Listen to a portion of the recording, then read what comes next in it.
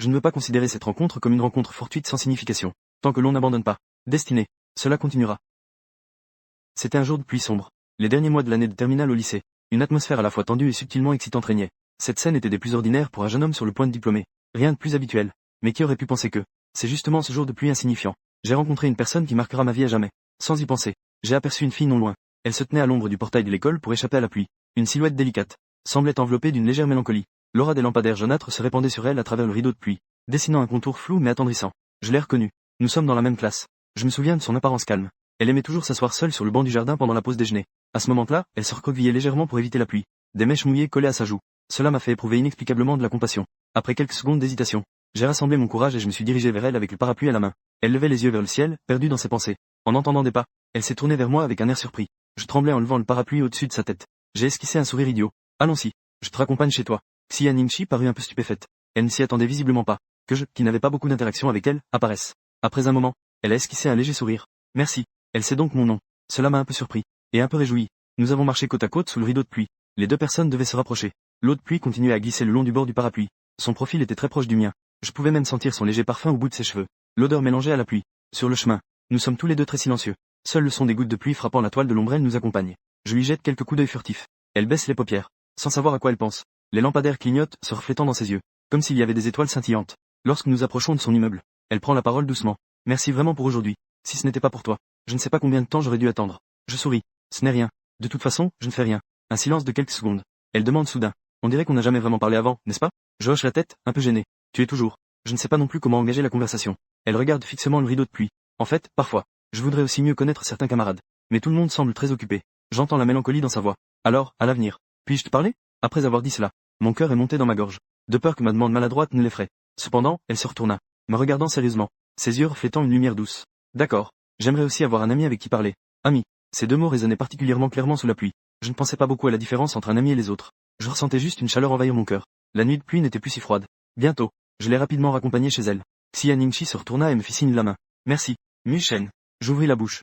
Je voulais dire quelque chose. Elle s'était déjà retournée pour monter les escaliers, ne me laissant qu'une silhouette gracieuse. Moi, debout sous la pluie, mon cœur battait fort. Mes joues étaient un peu enflammées. Je serrais silencieusement le manche de mon parapluie, levant la tête pour laisser la pluie. L'eau coulait librement sur mon visage. Cette nuit de pluie, sa voix douce et son léger sourire, se rejouaient sans cesse dans mon esprit. Qui aurait pu le prévoir? Une pluie a en fait créé notre rencontre. Cette nuit-là, j'ai presque perdu la tête. Mon esprit était rempli de son sourire. Même dans mes rêves, nous marchions ensemble sous la pluie. Je ne sais pas si c'est ce qu'on appelle aimer. Je sens juste qu'à partir de ce jour-là, ces trois mots ont discrètement trouvé refuge dans mon cœur. En raison de la charge de travail en terminale, je n'ai également que rarement croisé Xia Ningxi au cours des 2 semaines suivantes. Même si je la croisais, nous échangions juste quelques salutations avant de nous disperser.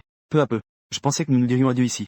Heureusement, un jour, pendant le repas, je l'ai vue. Nous n'étions pas loin l'un de l'autre. Alors, j'ai rassemblé mon courage et me suis assis à ses côtés. En me voyant à ses côtés, elle m'a souri et m'a salué. Ça fait longtemps. J'ai aussi répondu. Ça fait longtemps. Puis elle a baissé la tête et a continué à manger. Je regardais ses yeux baissés. Je suis un peu distrait. La lumière du soleil passe à travers la fenêtre et éclaire son épaule. De petites particules de poussière dansent dans le faisceau lumineux. Sa peau est très blanche. Ses cils projettent une légère ombre. Elle dégage une douceur et une tranquillité. Elle remarque que je suis distrait. Ses joues deviennent légèrement rouges. Qu'est-ce qui se passe? Rien. Je détourne rapidement le regard. Je fais semblant de rien et prends une gorgée de soupe. En fait, je veux vraiment lui parler un peu plus. Mais je n'ose pas ouvrir la bouche. Après réflexion, la vie ne dure que 30 000 jours. Il n'y a pas tant de choses compliquées. Alors, je réfléchis un moment dans mon cœur. Puis, je prends l'initiative de lui parler de nos études. Au bout d'un moment, nous avons discuté de beaucoup de choses. Peu à peu, je me sens moins timide. Après quelques échanges de courtoisie après le repas, nous nous séparons. Lors du cours de l'après-midi, je n'ai presque rien entendu. Je n'arrête pas de penser à sa voix et à son sourire. Inconsciemment, la cloche de fin de cours a sonné. Je pensais à l'idée de l'inviter à déjeuner ensemble. Je ne m'attendais pas à ce que, en arrivant à la porte de la classe, je rencontre Xia Ningxi. Elle me regarde timidement. Michen, on va à la cantine ensemble? Je hoche la tête, surpris. D'accord. La cantine est bruyante. Nous prenons nos plateaux et nous nous asseyons côte à côte. Elle semble de bonne humeur aujourd'hui. On peut le voir. Elle parle plus que d'habitude. Nous avons beaucoup discuté. Des films préférés à nos projets d'avenir. Quand elle rit, il y a une petite fossette sur sa joue droite. Cela me fait un peu fondre. Michen, quelle université souhaites-tu intégrer plus tard? Elle mordit ses baguettes. Elle me demande en clignant des yeux. Moi, je pense que ce sera probablement dans cette ville. Je me gratte la tête, un peu gêné. Mes résultats sont moyens. Je ne peux entrer que dans les universités locales de 3e niveau. Elle semblait soulagée. Les coins de ses lèvres se sont légèrement levés. Ah, je vois. Moi aussi. Je ne veux pas m'éloigner trop de chez moi. Une pensée m'a traversé l'esprit. Peut-être que c'est possible. Nous pourrions être dans la même ville. Elle hocha la tête. J'ai pris un paquet et elle en a pris un aussi. J'ai baissé la tête un instant. À ce moment-là, nous pourrions rester en contact. En entendant cela de sa part, je ne pus m'empêcher de rire. En fait, elle se soucie aussi de savoir si nous resterons en contact. Cela signifie-t-il que, dans son cœur, je suis déjà un ami important pour elle. À partir de ce jour-là, nous avons souvent mangé ensemble. Les jours de révision stressants étaient moins ennuyeux grâce à sa compagnie. Ils sont devenus moins monotones. Nous partagions nos petits secrets. Elle m'a dit, Elle aime écouter des vieilles chansons les jours de pluie. Elle a mentionné qu'elle écrivait ses émotions. Elle a aussi mentionné que sa mère était décédée très tôt. Elle n'avait que son père pour se soutenir. Je lui ai dit, quand j'étais petit, j'étais espiègle. J'ai reçu des réprimandes de mes parents. En grandissant, j'ai commencé à avoir peur des séparations. Une fois, après une séance d'études, il est déjà tard dans la nuit. Je l'accompagne chez elle. Avant de nous séparer en bas, elle dit soudain d'une voix douce. Poussière de sel. En fait, avant de te connaître, je me sentais assez seul. Merci de m'avoir accompagné pendant cette période. Sa voix est douce. Cela me réchauffe le cœur. Je dis en souriant. Moi aussi. Avant, je me concentrais uniquement sur mes études. Je n'avais pas vraiment d'amis proches. C'est un plaisir de te connaître. Je suis très heureux. Xia Ningxi pince les lèvres. Une lueur passe dans ses yeux. Mais elle ne dit rien. Elle fait un geste de la main. Pour me dire au revoir. Elle se retourne et monte les escaliers. Je reste sur place. Je la regarde disparaître lentement. Une forte tristesse m'envahit. À ce moment-là, je commence à comprendre. Pour Xia Ningxi, mes sentiments pour elle ne sont plus seulement amicaux, mais ont discrètement grandi en quelque chose de plus profond. Je désire passer plus de temps avec elle. Je veux connaître toutes ses joies et ses peines. Cependant, à l'approche de la vie scolaire de GK, cela nous empêche de nous distraire trop. Nous continuons à aller et revenir de l'école ensemble chaque jour. Nous parlons et rions. Mais personne n'a osé briser cette barrière. Je pensais que ces jours pouvaient durer longtemps. Mais je ne m'attendais pas à. L'épreuve du destin approchait discrètement. En un clin d'œil, le jour de GK est arrivé. Après 2 jours d'examen stressants et éprouvants, je suis sorti de la salle d'examen, soulagé. Dans le campus, partout, des camarades de classe célèbrent la fin des examens. Ma première réaction est d'aller chercher Xia Ningxi. Dans la foule, je l'aperçois debout à l'entrée de l'école. Avec un sac de fourniture à la main, elle regarde autour d'elle. Je m'apprête à m'avancer vers elle. Mais je vois un autre garçon s'avancer rapidement vers elle. Ce garçon est un élève brillant de notre année. Il s'appelle Gu Vuyan. Il semble être dans la même classe que Xia Ningxi. Je m'arrête. Je regarde Gu Vuyan parler avec excitation à Xia Ningxi. Il lui a aussi tendu une bouteille d'eau. Xia Ningxi a remercié poliment. Les deux sont sortis côte à côte. Une tristesse inexplicable m'envahit. Mais pas se fiche sur place. Quelque chose me serre la poitrine. Je devrais m'avancer pour célébrer sa libération avec elle. Mais la scène devant moi me laisse désemparé. Gu Vuyan lui parle en baissant les yeux. Xia Ningxi tourne la tête et écoute attentivement. Elle sourit et hoche la tête. Elle semble si proche et familière. Cela me donne l'illusion d'être un étranger. Peut-être. Elle et Gu Vuyan sont sûrement mieux assortis. Après tout, il est si exceptionnel. Tandis que je ne suis qu'un étudiant ordinaire. Je reste là, immobile.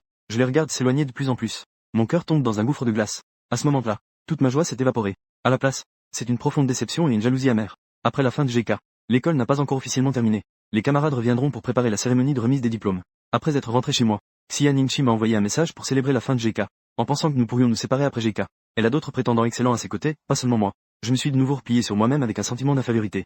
J'ai répondu par un puis je ne lui ai plus prêté attention. Xia Ningxi a remarqué mon indifférence. Elle a essayé plusieurs fois de me demander ce qui n'allait pas. Je l'ai toujours évité avec des réponses évasives. En voyant que j'étais si désinvolte, elle a dû être en colère. Puis elle ne m'a plus parlé non plus. Finalement, elle est venue le jour de la cérémonie de remise des diplômes. Dans la salle en mi-juin, elle était pleine d'élèves en uniforme. Nous, réunis une dernière fois, pendant le discours du directeur, mon regard ne pouvait s'empêcher de se diriger vers la direction de Xia Ningxi. Elle était assise tranquillement au premier rang. Parfois, elle baissait la tête pour essuyer ses larmes. Peut-être qu'elle était triste à l'idée de notre séparation imminente. Après la cérémonie, je tiens mon diplôme. Je sors de l'auditorium avec des sentiments complexes. Soudain, une voix familière s'élève derrière moi. Michen. Je me retourne. Xia Ningxi est en train de descendre rapidement les marches. Elle a fait un chignon bas exprès aujourd'hui. Des mèches de cheveux sur son front sont trempées de sueur. Elle a l'air un peu anxieuse. Qu'est-ce qui t'arrive ces derniers temps? Pourquoi tu ne me parles pas? Je n'ose pas croiser son regard. Détourne le regard et dit. Non, pas du tout. Pas du tout. Tu dis encore que ce n'est pas le cas. Elle se tient devant moi, me fixant intensément. Ses grands yeux sont un peu rouges. As-tu quelque chose que tu ne peux pas me dire?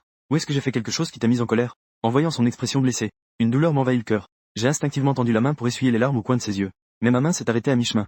Je détourne le regard. Ma voix est sèche. Tu n'as rien fait de mal. C'est moi qui ai compris certaines choses. Qu'est-ce qui se passe? Je grince des dents.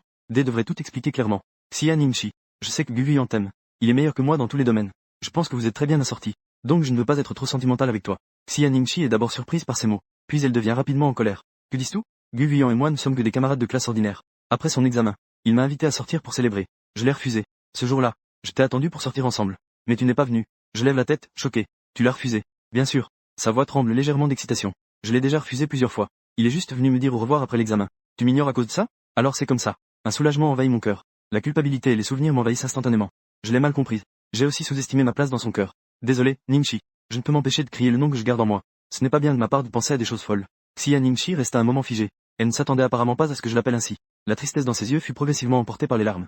Un léger sourire se dessina sur ses lèvres. Espèce d'idiot. Elle me donna un léger coup. Elle finit par afficher un sourire. Je ne pus m'empêcher de rire aussi. Une ombre dans mon cœur s'est soudainement dissipée.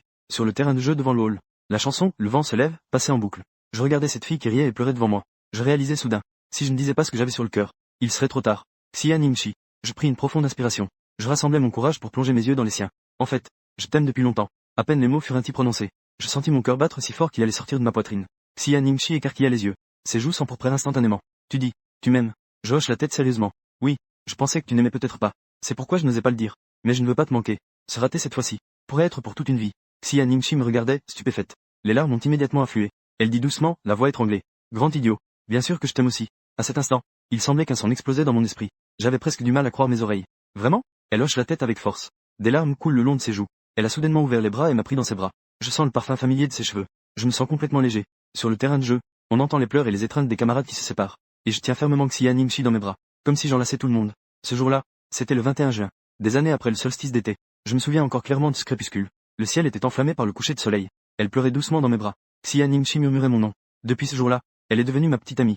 Nous avons enfin des cœurs qui s'accordent. Nous avons entrelacé nos mains. Ensemble, nous avons accueilli un avenir inconnu. Après avoir été admis à l'université, Xia Ningxi et moi sommes restés dans la même ville. Heureusement, nous avons été acceptés dans la même université. Bien que dans des facultés différentes, nous pouvions toujours retrouver nos silhouettes sur le campus.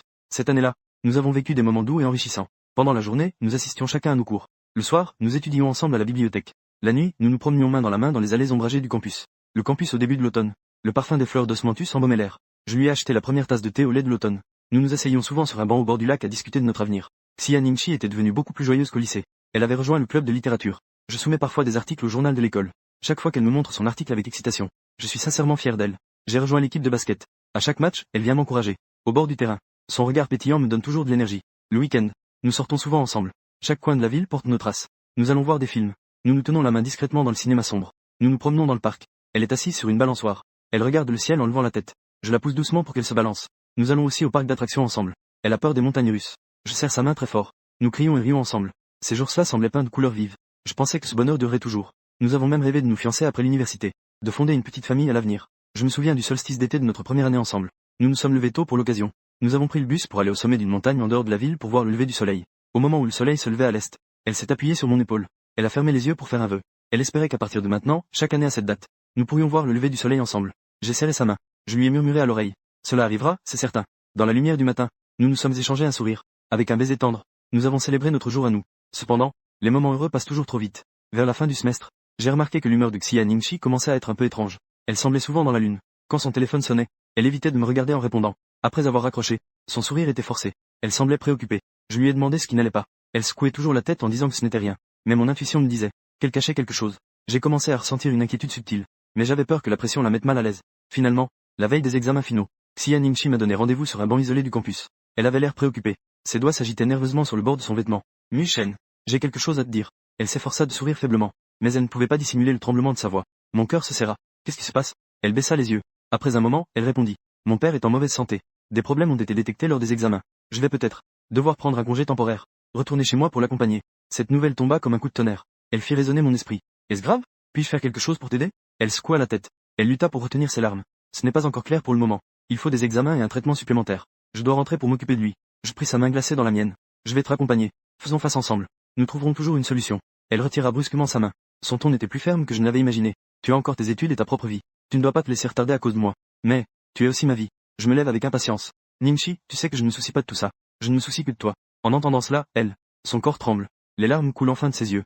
Un long silence s'installe. Elle répond en sanglotant. Muchen, séparons-nous pour un moment. À cet instant, on dirait qu'une lame aiguisée s'enfonce directement dans mon cœur. Je la regarde avec incrédulité. Que dis-tu? Pourquoi devons-nous nous séparer? C'est juste un retour temporaire chez moi. Je peux t'attendre. Xia Ningxi secoue la tête, le visage inondé de larmes. Je ne sais pas combien de temps cela prendra. Peut-être 1 an, 2 ans, longtemps, peut-être plus, encore plus longtemps. Je ne veux pas retarder ton précieux temps. Je ne veux surtout pas te voir abandonner ton avenir à cause de moi. N'avons-nous pas déjà convenu de faire face à tout cela ensemble? Ma voix tremble. J'essaie de réprimer mes émotions. On peut suspendre ses études à l'université. Je peux t'accompagner. Ne fais pas ça. Muchen. Elle utilise ce surnom pour la première fois. Sa voix est pleine de douleur. Plus tu es bonne avec moi, moins je peux me résoudre à te demander de me laisser tout porter seul. Est-ce que c'est possible? Je suis resté figé. Elle pleure si fort qu'elle a du mal à respirer. Pourtant, elle relève la tête avec obstination pour me regarder. Le vent nocturne ébouriffe ses cheveux. Ses yeux, habituellement si brillants, sont à présent voilés par une ombre de désespoir. Non, je murmure. Ma gorge se serre. Je ne veux pas me séparer de toi. Xia Ningxi ne dit plus rien. Elle sort simplement quelque chose de sa poche en tremblant. C'est le collier assorti que je lui ai offert. Il y a 1 an, nous l'avons acheté au marché nocturne. Il est gravé avec les initiales de nos noms. Elle me tend le collier en sanglotant. Je suis désolé. Je ne pourrais peut-être pas tenir toutes nos promesses. Après avoir dit cela, elle ne peut plus se maîtriser. Elle se retourne et s'enfuit en se cachant le visage. Je reste là, pétrifié. Je me sens comme si toute ma force m'avait été enlevée. Quand je reprends mes esprits et que je cours après elle, elle a déjà quitté le campus, ne laissant derrière elle que ma silhouette solitaire sous le lampadaire sombre. Cette nuit-là, je me tiens sur le chemin désert de l'école, serrant fermement ce collier froid. Mon cœur est déchiré. Juste un instant auparavant, nous rêvions encore de l'avenir. À cet instant, elle s'est résolument éloignée. Je n'arrive pas à comprendre. Pourquoi le bonheur peut être si fragile? Pourquoi le destin doit-il se moquer de nous ainsi? Après le départ de Xia Ningxi, mon SJ semble avoir perdu sa couleur. Les premiers jours, je ne voulais pas croire que c'était vrai. Chaque matin en me réveillant, Je prends instinctivement mon téléphone en espérant un message de sa part. Cependant, l'écran reste désespérément silencieux. Ni message ni appel. Il n'y a aucune réponse de sa part. Je suis allé la chercher dans son dortoir. Mais sa colocataire a dit qu'elle avait déjà fait ses bagages et quitté l'école. Alors, j'ai pris une semaine de congé pour aller la chercher. Je suis arrivé devant sa porte. La porte était fermée à clé. On dirait que personne n'y a vécu depuis longtemps. Je suis également allé dans les hôpitaux aux alentours. J'ai posé toutes sortes de questions. Mais je n'ai toujours pas eu de nouvelles d'elle. Mes recherches étaient vaines. Je ne pouvais que me consoler moi-même. Elle doit être avec son père pour un traitement dans une autre province. Chaque fois que la nuit était calme et profonde, je composais son numéro encore et encore. Mais personne ne répondait jamais. Plus tard, son numéro est devenu un numéro inactif. La réalité était comme un coup de poing.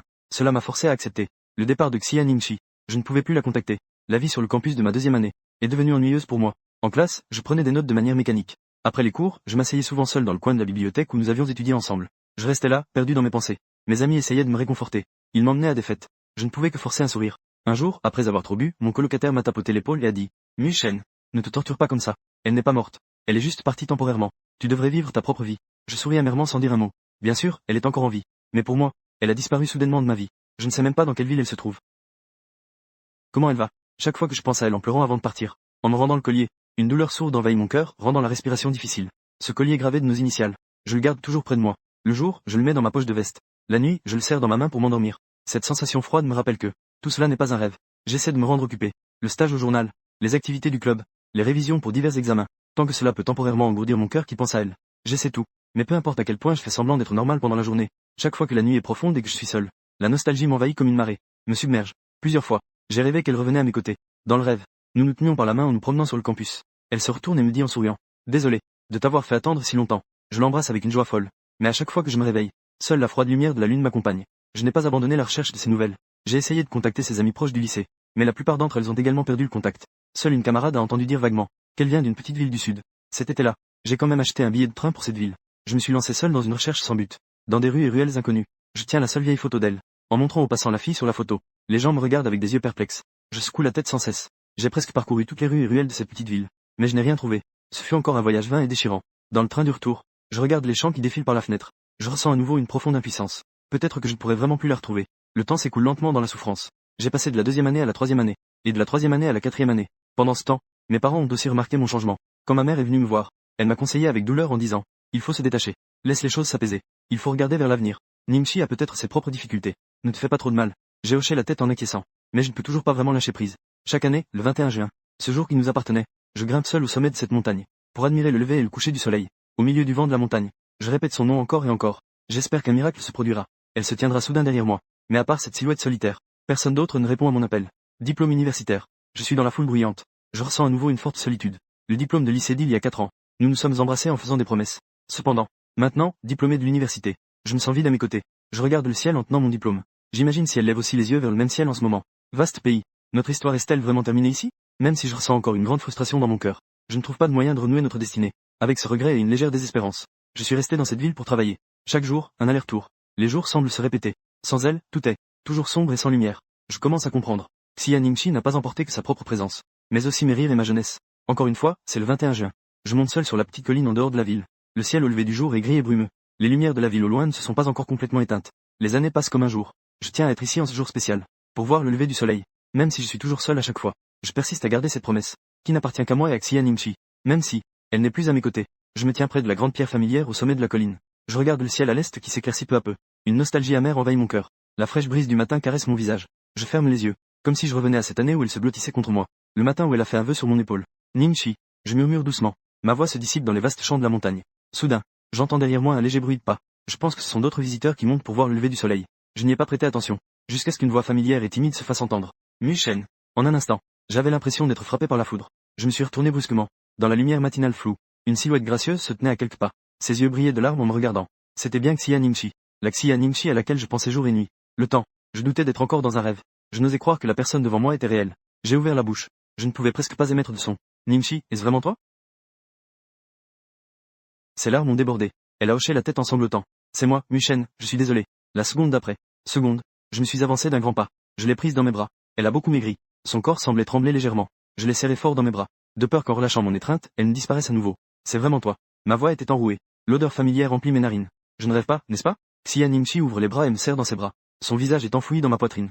Elle pleure sans pouvoir s'arrêter. Je suis désolé, je suis désolé. Je t'ai fait attendre si longtemps. J'entends ses excuses entrecoupées de sanglots. Toute ma douleur et mon incompréhension se transforment en larmes. À ce moment-là, tout se transforme en larmes chaudes. Elles jaillissent de mes yeux. Je caresse son dos. Je dis d'une voix étouffée. Tant que tu es revenu. Le reste n'a plus d'importance. Ne me quitte pas. Je t'en supplie. Elle hoche la tête avec force. Elle dit en pleurant. Je ne le ferai plus. Plus jamais. Le ciel à l'est commence à s'éclaircir. Le soleil est sur le point de se lever. Nous restons toujours étroitement enlacés. Nos larmes mouillent nos épaules respectives. Après un long moment, nous finissons par nous relâcher un peu à contre-cœur. J'examine attentivement son visage. Ça fait des années que je ne l'ai pas vu. Elle a beaucoup maigri. Son visage est devenu un peu plus mature et fatigué. Mais ses yeux clairs restent familiers. C'est juste que, ce moment est rempli de culpabilité et d'affection. Comment es-tu ici? Je demande doucement. Je ne rêve. Elle a beaucoup maigri. Son visage est aussi devenu plus mature et fatigué. Mais ses yeux clairs restent familiers. C'est juste que, ce moment est rempli de culpabilité et d'affection. Comment es-tu ici? Je demande doucement. Je ne rêve pas, n'est-ce pas? Xia Ningxi essuie les larmes sur son visage. Elle esquisse un léger sourire. Je suis revenu. This line seems to be a name or phrase that doesn't translate directly. Please clarify if needed. Je me souviens toujours de notre promesse. Regardez le lever du soleil chaque été. Je pense que, tu serais sûrement ici. Mon nez piquant d'émotion. Dis-je d'une voix étouffée. Idiote. Je suis toujours là chaque année. J'avais juste peur que tu ne viennes pas. Elle me regarde avec les yeux rouges. Je suis désolé. Après le décès de mon père il y a 2 ans, j'ai mis beaucoup de temps à rassembler le courage de contacter de vieux amis. C'est alors que j'ai su que tu venais ici chaque année. En disant cela, sa voix tremble. Elle baisse les yeux, n'osant pas me regarder. La lumière du matin se reflète sur son visage. Je vois clairement sur son visage le regret et la douleur. Je prends sa main glacée. Je soupire doucement. Je ne te blâme pas, mais toi, quand tu as tes propres difficultés. Je suis juste inquiet pour toi, que tu ne vas pas bien. Les larmes de Xia Ningxi coulent à nouveau. Je ne vais pas bien du tout. Mon père est gravement malade. Je l'ai soigné à l'hôpital pendant 2 ans. C'était vraiment difficile à ce moment-là. Mais je n'osais pas te contacter. J'avais peur que, en entendant ta voix, je ne puisse pas tenir. Mon cœur est déchiré. Je serre sa main plus fort. Je suis désolé de t'avoir laissé porter tout cela seul. Elle secoue la tête. C'est le chemin que j'ai choisi. C'est juste que cela t'a fait souffrir. Après mon départ, comment vas-tu? Je fais un sourire amer. Que penses-tu des jours sans toi? Je ne fais que survivre. À ces mots, elle laisse couler encore plus de larmes. Ses lèvres tremblent. Je suis désolé, je suis désolé. Je ne peux pas supporter de la voir se blâmer et souffrir. Je l'enlace doucement dans mes bras. Ne dis plus que tu es désolé. Tout cela est derrière nous. Maintenant, tu es de retour à la maison. C'est ce qui compte le plus. Xia Ningxi hoche la tête dans mes bras. Elle agrippe mon vêtement de ses 2 mains. Nous restons ainsi blottis l'un contre l'autre. Nous regardons le premier rayon de lumière du matin émerger à l'horizon, teignant le ciel en rouge. Lever du soleil radieux. La lumière dorée du soleil se répand sur nous. Je tourne la tête. Je vois qu'elle me regarde aussi. Nos regards se croisent. Nous affichons tous les deux un sourire longtemps oublié. Ce matin-là, nous sommes assis côte à côte au sommet de la montagne. Nous partageons nos expériences après nous être séparés. Elle parle de l'aggravation de la maladie de son père et de son décès. Son regard s'assombrit. Je parle de mes années de nostalgie et d'épreuves. Ma voix se bloque. Lorsque le soleil devient progressivement éblouissant, nous sommes tous deux devenus beaucoup plus calmes. Elle s'appuie sur mon épaule. Elle murmure. Si tout cela n'était qu'un rêve. Je souhaite tant ne t'avoir jamais quitté. Je vis avec elle. Ce n'est pas un rêve. À partir de maintenant, nous ne nous séparerons plus jamais. Quoi qu'il arrive, je ne te lâcherai pas la main. Xia Ningxi leva la tête. Ses yeux brillaient de larmes. Mais son sourire était doux. Ne plus jamais se séparer. Sous le témoignage du soleil levant, nous entrelaçâmes nos doigts. Nous renouvelâmes notre promesse solennelle. Ce jour-là, nous sommes restés assis longtemps au sommet de la montagne. Comme si nous voulions retrouver le temps perdu. Jusqu'à ce que le soleil brille haut dans le ciel. Nous descendîmes enfin la montagne main dans la main. Avant de nous séparer, je l'ai raccompagné à son endroit temporaire. Et nous avons convenu d'aller voir la tombe de son père le lendemain. Au moment des adieux, nous nous sommes étreints à contre-cœur. Les amoureux séparés depuis plus de 3 ans se retrouvaient enfin. Ce bonheur retrouvé m'a presque empêché de lâcher sa main. Regardant Xia Ningxi se retourner et entrer, je serrai ma main. Il restait encore la chaleur de sa main et la sensation de ses doigts. Je jure en moi-même, dans cette vie, je ne peux jamais la laisser disparaître de ma vie. Les jours après nos retrouvailles sont comme un trésor retrouvé. Xia Ningxi et moi nous chérissons mutuellement. Nous avons rapidement décidé d'emménager ensemble. J'ai loué un petit appartement chaleureux en Centerville. Chaque matin en me réveillant, la première chose que je vois est elle, dormant à mes côtés. C'est le bonheur que j'ai toujours rêvé d'avoir. Xia Ningxi a demandé à revenir à l'école pour terminer ses études. En même temps, elle travaille comme rédactrice dans un magazine, JZ. Elle est occupée et épanouie. Pendant ce temps, je travaille dans une agence de publicité. Bien que nous ayons chacun nos emplois et nos études, nous avons convenu, peu importe à quel point nous sommes occupés, de dîner ensemble chaque soir. À notre petite table, nous dégustons souvent des plats faits maison, tout en discutant de nos anecdotes. Cette simplicité du quotidien me fait sentir incroyablement ancré et réchauffé. Week-end, nous irons en excursion à la campagne ou dans une ville voisine. Xia Ningxi a dit. Ces dernières années, j'ai accompagné mon père à l'hôpital. Je n'ai presque pas eu l'occasion de sortir. C'est pourquoi j'aimerais tant l'emmener voir toutes les merveilles du monde. Nous sommes allés ensemble à la mer pour jouer dans les vagues. Nous nous sommes embrassés dans la lumière du coucher de soleil. Nous avons gravi des montagnes pour admirer la mer de nuages. Elle a dit en riant. Comparé à l'époque, regardez le lever du soleil au sommet de la montagne est d'une beauté différente. Nous sommes également allés dans un vieux village très éloigné. Elle s'est accrochée à mon bras, en marchant sur les pavés de pierre bleue, comme un couple ordinaire. J'ai développé les photos de ces voyages, et je les ai collées sur le mur des photos de l'appartement. Chaque fois que mon regard passe sur ces moments doux, je remercie sincèrement le destin de me l'avoir rendu. Les jours passent notre relation devient de plus en plus profonde et solide. Parfois, je pense aussi, si nous n'avions pas eu cette séparation à l'époque, nous aurions peut-être déjà été mariés et avoir des enfants. Mais en y réfléchissant, il n'est pas trop tard pour cela. Tout est parfait. J'ai discrètement préparé une bague. Je prévois de lui faire ma demande le jour de sa remise de diplôme.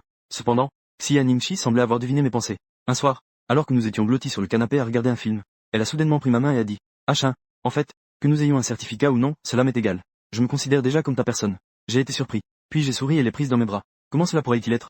Il doit y avoir une certaine cérémonie. Elle a cependant secoué la tête doucement. Son regard était sérieux. Tu m'as déjà demandé en mariage devant mon père. Il a aussi donné son accord là-haut. Donc, les autres formes ne sont pas importantes. Ce qui compte, c'est que nous soyons toujours ensemble. En entendant cela, mon nez s'est légèrement piqué d'émotion. Oui, il y a quelques mois, nous sommes allés ensemble rendre hommage à mon oncle. J'ai fait une promesse solennelle devant sa pierre tombale. Je prendrai soin de Xia Nimshi toute ma vie. À ce moment-là, Xia Nimshi tenait ma main, pleurait et hocha la tête. Nous nous souviendrons toujours de cette scène.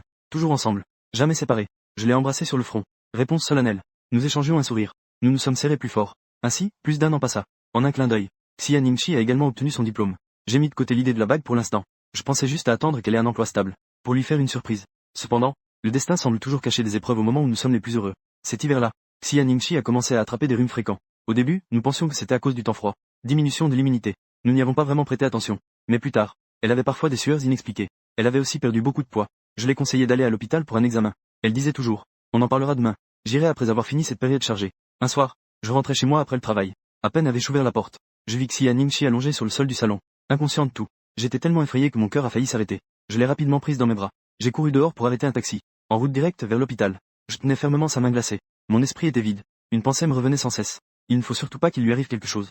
Après que Xia Nimshi a été transporté d'urgence à l'hôpital, le médecin lui a rapidement fait une série d'examens. Je restais à l'extérieur de la salle d'urgence, attendant anxieusement les résultats. Je repensais à tous ces symptômes des derniers mois. Une forte prescience de malheur montait en moi. Mes paumes étaient constamment moites de froid. Cette période d'attente semblait interminable. Chaque seconde était une torture. Enfin, le médecin s'approchait avec le rapport d'examen. Je me suis précipité vers lui. Docteur, comment va-t-elle? Le médecin avait une expression grave. Êtes-vous un membre de la famille du patient? Venez d'abord dans mon bureau pour en parler. Tout au long du chemin, je ne sens que mes jambes qui fléchissent. Je suis presque incapable de me tenir debout. Les paroles du médecin bourdonnent à mes oreilles. Prolifération anormale des globules blancs. Nous soupçonnons une leucémie. Une hospitalisation est nécessaire pour un diagnostic par ponction de moelle osseuse. Leucémie. Ces trois mots sont comme un coup de tonnerre par temps clair. Ils me laissent l'esprit vide. Le couloir devant moi tourne. La respiration devient difficile. Non, ce n'est pas possible. Je murmure. Je me force à me calmer. Docteur, a-t-elle encore une chance? Respirez profondément. Le médecin répond avec un ton apaisant. La leucémie n'est pas une maladie incurable. Mais le processus de traitement est long et difficile. Il faut rapidement déterminer le type. Si c'est aigu, nous devons commencer la chimiothérapie immédiatement pour contrôler. De plus, il faut aussi faire un typage. Chercher la possibilité d'une greffe de moelle osseuse. Je sens juste ma poitrine oppressée. Je demande au médecin d'une voix étouffée. Elle sait, n'est-ce pas? Le médecin secoue la tête. Le patient vient de se réveiller. L'émotion est très instable. Êtes-vous son mari? Je suis son fiancé. Je réponds rapidement. Une douleur aiguë me traverse le cœur. Bien que nous ne soyons pas encore officiellement mariés. En ce moment, je dois être à ses côtés en tant que fiancé. Le médecin me tape sérieusement sur l'épaule. Tu dois te préparer mentalement. Et tu dois aussi la rassurer. Elle est très faible en ce moment. Il ne faut surtout pas qu'elle ait de fortes fluctuations émotionnelles. Je hoche la tête. Je me dépêche de retourner dans la chambre. J'ouvre la porte de la chambre. Xia Nimshi est à moitié allongée sur le lit, très faible. En me voyant, elle demande avec anxiété. Que dit le médecin? Est-ce que je suis? Elle ne prononce pas ces mots. Mais la peur dans ses yeux en dit long. C'est une fille intelligente. Elle a probablement déjà deviné la réponse à partir de ses symptômes.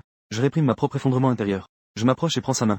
J'essaie de garder ma voix stable. Le médecin a dit. Il soupçonne une leucémie. Un séjour à l'hôpital est nécessaire pour des examens plus approfondis. En entendant les mots, leucémie, le visage de Xia Nimshi devient soudainement blême. Elle reste figée. Après un moment, elle parvient difficilement à répondre. La leucémie, c'est le cancer du sang, le taux de sucre dans le sang. C'est ça?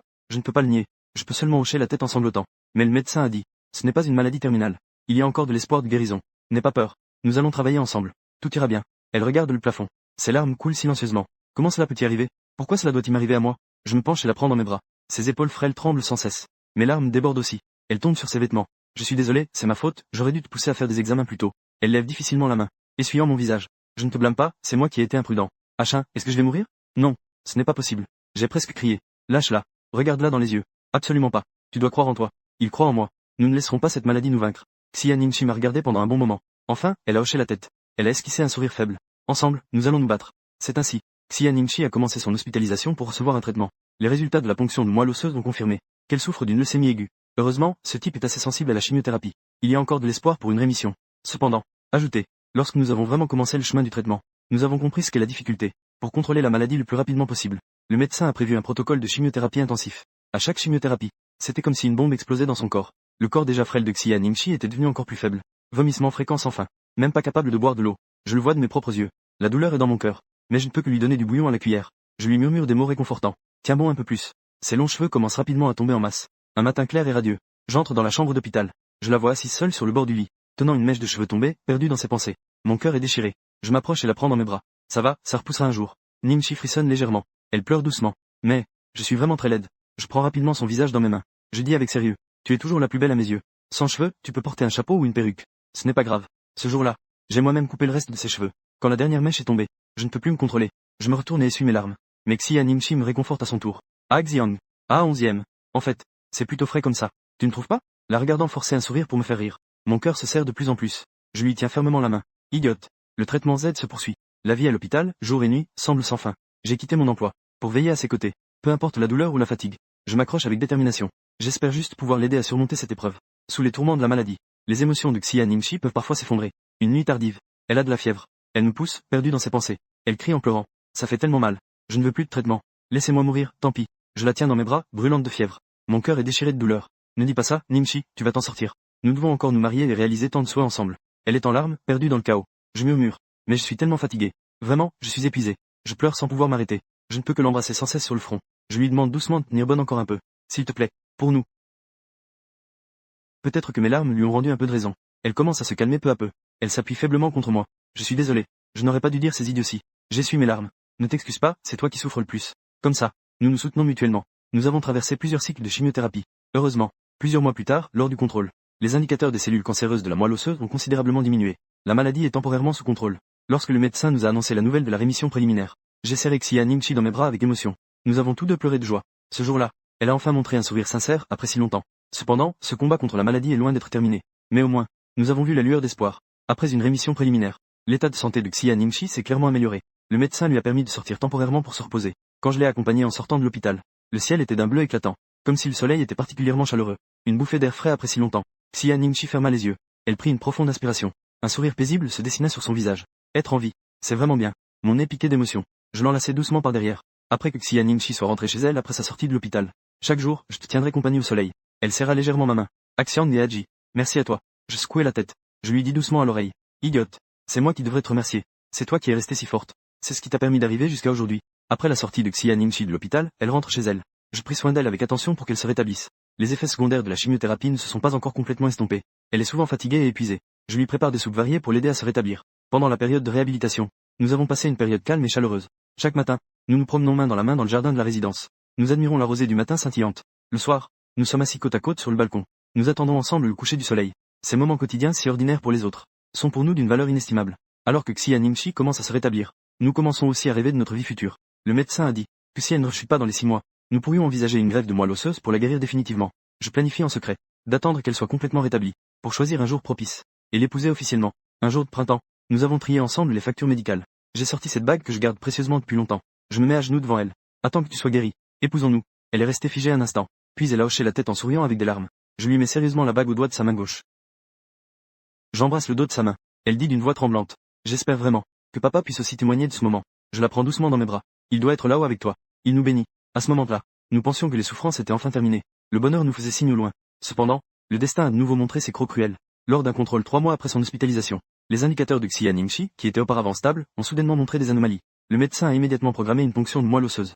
Finalement, le résultat a été comme un coup de tonnerre. La leucémie a récidivé. En apprenant la mauvaise nouvelle, je n'ai vu que du noir devant mes yeux. J'ai failli perdre l'équilibre. Xia Ningxi, en revanche, est restée étrangement calme. Elle a simplement poussé un léger soupir. On ne peut toujours pas y échapper? Je suis en larmes, docteur. N'était-ce pas dit que c'était guéri? Est-ce que ça s'est amélioré? N'allait-on pas préparer la transplantation? Comment cela pourrait-il être? Le médecin avait un visage désespéré. La leucémie aiguë est déjà sujette à des rechutes. Et vous l'avez découvert trop tard. Nous avons déjà fait de notre mieux. La prochaine étape ne peut être que d'essayer un traitement plus fort. Voyons s'il y a un donneur de moelle osseuse compatible. Mais je dois vous avertir. Après une seconde rechute, le taux de guérison sera très bas. Je ne pouvais pas entendre un seul mot de ce qui suivait. Mon esprit bourdonnait. Je me suis tourné vers Xia Ningxi. Elle était assise tranquillement sur sa chaise, perdue dans ses pensées. Elle semblait sourde à notre conversation intense. Dans la voiture du retour, elle regardait toujours par la fenêtre sans dire un mot. Je tenais sa main. Je pouvais sentir le froid de ses doigts. Ningxi, nous n'avons pas encore perdu. Après un long silence, j'ouvre la bouche avec difficulté. Le médecin dit d'essayer un autre plan. Peut-être qu'il y a encore un moyen. Elle secoue lentement la tête. Sa voix est terriblement calme. Note, this line seems unclear and may require context for accurate translation. En fait, je suis déjà très satisfait d'avoir vécu encore 6 mois. Je suis déjà très satisfait. Si cela ne fonctionne vraiment pas, je n'aurai pas de regrets non plus. Mon cœur se serre. J'ai failli crier. Que racontais-tu comme idiotie? Comment pourrait-il n'y avoir aucun regret? Notre mariage n'a pas encore eu lieu. Tu ne voulais pas voir le lever du soleil sur la mer? Tu as même dit que tu voulais adopter un chaton et un chiot. Tant de souhaits n'ont pas été réalisés. Xia Ningxi se tourne. Elle me regarde silencieusement. Ses yeux deviennent lentement rouges. Mais, ce que je ne peux pas laisser derrière moi, c'est toi. Le reste n'est pas important. Je l'enlace en sanglotant. Ne renonce pas, d'accord? Même s'il ne reste qu'un millième d'espoir. Faisons des efforts ensemble. Elle enfouit sa tête dans ma poitrine. Elle pleure silencieusement. Mais elle ne répond plus. Les jours suivants, nous replongeons dans le combat contre la maladie. Mais cette fois, nous savons tous au fond de nous, que les chances sont minces. Un traitement de chimiothérapie plus agressif est presque en train de détruire les dernières forces vitales de Xia Ningxi. Elle reste dans un état semi-comateux toute la journée. Plongée dans un état semi-comateux. Les fonctions corporelles s'effondrent rapidement. Je veille à son chevet. Regardant, impuissant, la personne que j'aime s'éteindre peu à peu, sans pouvoir rien faire. Le désespoir dans mon cœur m'engloutit comme une obscurité sans fin. Une nuit de pluie, le médecin m'a tiré à l'écart dans le couloir, et m'a dit à voix basse, que le patient pourrait subir une défaillance organique à tout moment. Si vous avez des souhaits, vous devriez envisager de les réaliser rapidement. Je serre les poings. Mes ongles s'enfoncent dans ma paume. Je ne ressens même pas la douleur. Je retourne dans la chambre. Regardant Xia Ningxi, à l'agonie, dans un sommeil profond. Je réprime ma douleur. Je prends une décision. Le lendemain, avec l'aide de l'hôpital, j'ai organisé un mariage simple et solennel pour Xia Ningxi. Dans la chambre d'hôpital, l'infirmière lui a mis une couronne de fleurs. J'ai sorti l'alliance que j'avais préparée depuis longtemps. La faible Xia Ningxi était adossée à la tête du lit. Elle s'efforçait d'esquisser un sourire. Nous avons entrelacé nos doigts sous le témoignage du prêtre. Nous avons échangé nos vœux. Je le veux. Quand elle a prononcé ces mots d'une voix faible, tout le monde dans la chambre d'hôpital a pleuré. Je me suis agenouillé à côté du lit. J'ai glissé la bague sur son doigt sans couleur. Je me suis penché pour l'embrasser sur le front. Moi aussi. Xia Ningxi me regardait, les larmes aux yeux, mais aussi une lueur de satisfaction. Achin, à partir de maintenant, tu es mon mari. J'ai hoché la tête en sanglotant. Nous serons toujours ensemble. Elle a difficilement levé la main pour essuyer mes larmes. Promets-moi, peu importe si je suis pauvre à l'avenir, tu dois vivre bien. D'accord? Je prends sa main, contre son visage. Ne dis pas des choses comme, es-tu là? Nous allons bientôt aller mieux, puis sortir de l'hôpital et rentrer chez nous. Elle me regarde, sans briser mes espoirs. Elle se contente de sourire et de faire un léger H.M. Cette nuit-là, elle gît dans mes bras, à bout de souffle, disant par intermittence, H1, Aïe, te rencontrer, est la chose la plus heureuse de ma vie. Si j'ai une autre vie, je serai prête à t'épouser à nouveau. Je suis en larmes. Nous aurons encore beaucoup d'autres vies. Nous serons tous ensemble. Ne parle pas. Économise tes forces. Elle secoue la tête, continuant difficilement. Merci de m'avoir aimé. Si c'est possible. S'il te plaît, vis bien pour moi. Regarde, c'est pour moi. Elle voulait encore dire quelque chose, mais elle commence soudain à tousser violemment. Une écume rouge sang déborde de ses lèvres. Je crie de terreur. Hôpital. Xia Ningxi utilise ses dernières forces. Elle a serré ma main. J'ai eu du mal à sortir mes derniers mots. Je t'aime. Mu Shen.